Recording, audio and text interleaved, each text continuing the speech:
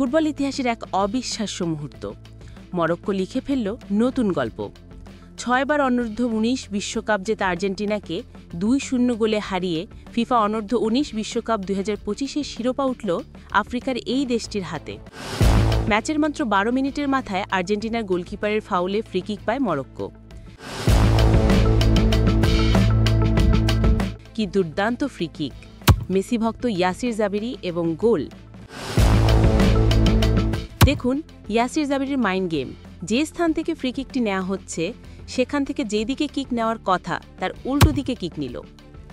আর্জেন্টিনার গোলকির মুভমেন্টটা লক্ষ্য করুন, তাকে কিভাবে বোকা বানালো জাবিরি।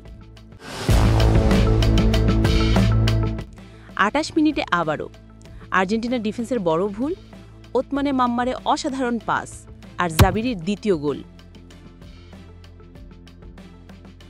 দেখুন ওতমানের এই নিখুঁত অ্যাসিস্টটি। যখন জাবিরির কাছে বলটি আসলো তখন সে সম্পূর্ণ ফাঁকা স্পেস ছিল। এই সুযোগ কাজে লাগাতে একদমই ভুল করলেন না জাবিরি। দুর্দান্ত এক ফিনিশিংয়ে বল জালে জড়িয়ে দেন।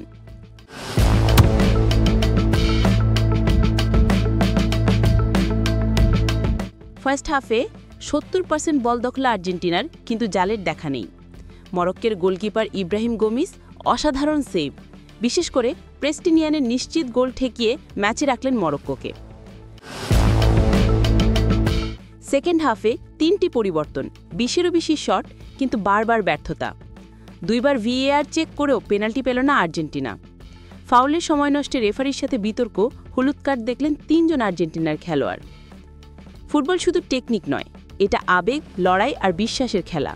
আর্জেন্টিনা হারল, কিন্তু ফুটবল জিতল। Morocco, welcome to history.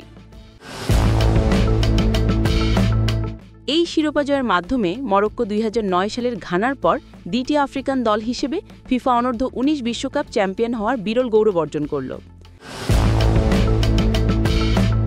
তাদের এই জয় আফ্রিকার ফুটবলের জন্য এক নতুন অনুপ্রেরণা।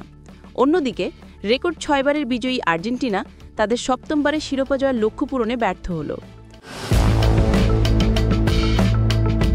মরক্কোর ইতিহাস আর আর্জেন্টিনা ফাইনাল হার সম্পর্কে কমেন্টে আপনাদের মতামত জানান। আর ভিডিওটি ভালো লাগলে লাইক এবং সাবস্ক্রাইব করতে ভুলবেন না।